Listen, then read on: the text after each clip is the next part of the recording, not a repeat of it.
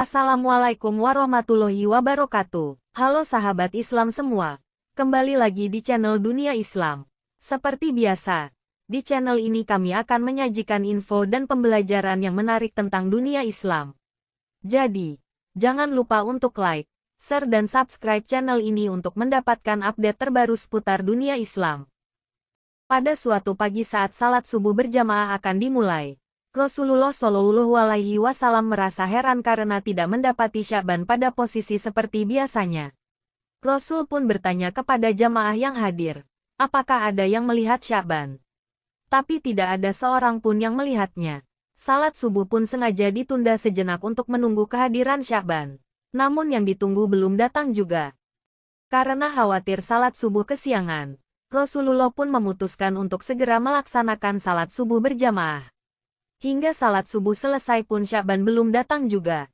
Selesai salat subuh Rasul pun bertanya lagi, apakah ada yang mengetahui kabar Sya'ban? Namun tidak ada seorang pun yang menjawab. Rasul pun bertanya lagi, apa ada yang mengetahui di mana rumah Sya'ban? Seorang sahabat mengangkat tangan dan mengatakan bahwa dia tahu persis di mana rumah Sya'ban. Akhirnya, Rasulullah dan para sahabat sampai di rumah Sya'ban pada waktu salat duha. Kira-kira 3 jam perjalanan. Sampai di depan rumah Sya'ban, beliau mengucapkan salam, dan keluarlah wanita sambil membalas salam. Benarkah ini rumah Sya'ban? Tanya Rasulullah. Ya benar, ini rumah Sya'ban. Saya istrinya, jawab wanita tersebut. Bolehkah kami menemui Sya'ban yang tidak hadir salat subuh di masjid pagi ini? Ucap Rasul, dengan berlinangan air mata. Istri Sya'ban radhiyallahu anhu menjawab, beliau telah meninggal tadi pagi. Innalillahi wa inna ilaihi raji'un, jawab semuanya. Satu-satunya penyebab Sya'ban tidak hadir salat subuh di masjid adalah karena ajal menjemputnya. Beberapa saat kemudian, istri Sya'ban sambil menangis bercerita kepada Rasulullah, ya Rasulullah, ada sesuatu yang jadi tanda tanya bagi kami semua. Yaitu menjelang kematiannya dia berteriak 3 kali dengan masing-masing teriakan disertai satu kalimat. Kami semua tidak paham apa maksudnya. Apa saja kalimat yang diucapkannya? Tanya Rasulullah. Di masing-masing teriakannya, dia berucap kalimat, aduh, kenapa tidak lebih jauh? Aduh, kenapa tidak yang baru? Aduh, kenapa tidak semua? Jawab istri Sya'ban. Rasulullah Shallallahu Alaihi Wasallam pun melantunkan ayat yang terdapat di dalam surah Kahf ayat 22. Sesungguhnya kamu berada dalam keadaan lalai dari hal ini. Maka kami singkapkan daripadamu hijab yang menutupi matamu. Maka penglihatanmu pada hari itu amat tajam.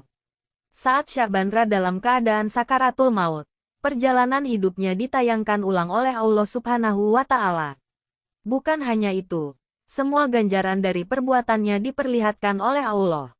Apa yang dilihat oleh Sya'ban dan orang yang sakaratul maut tidak bisa disaksikan yang lain.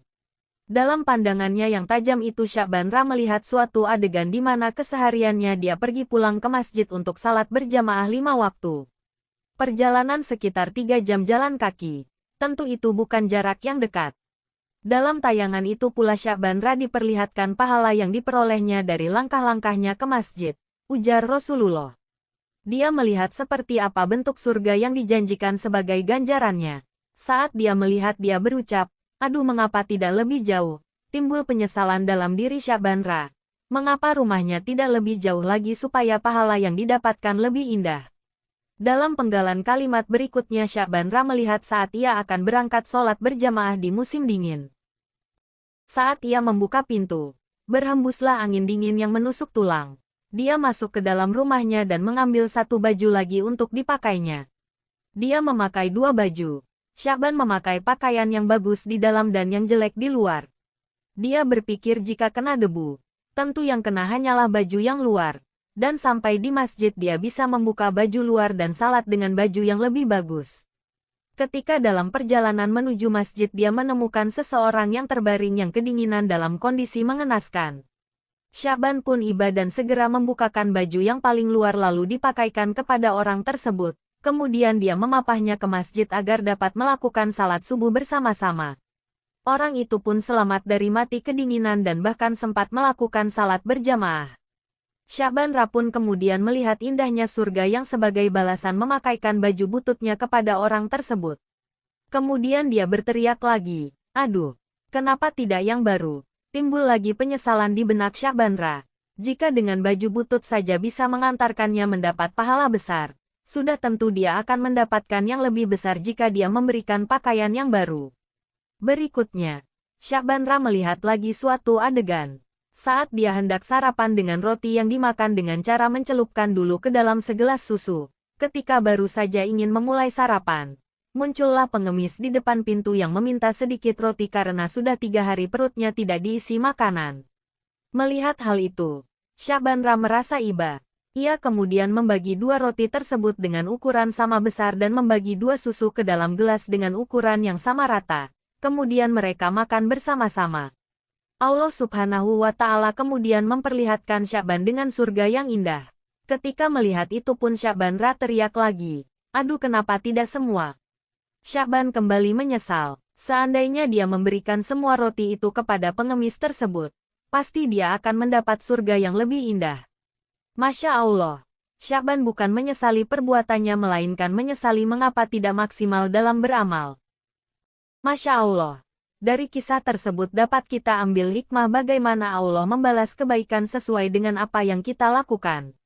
Sesungguhnya pada suatu saat nanti kita semua akan mati, akan menyesal dan tentu dengan kadar yang berbeda.